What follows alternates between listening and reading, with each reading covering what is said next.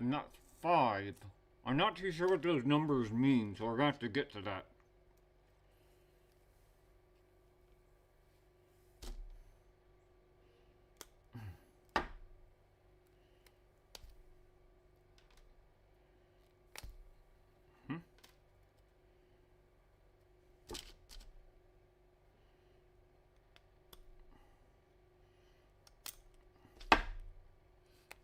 Okay.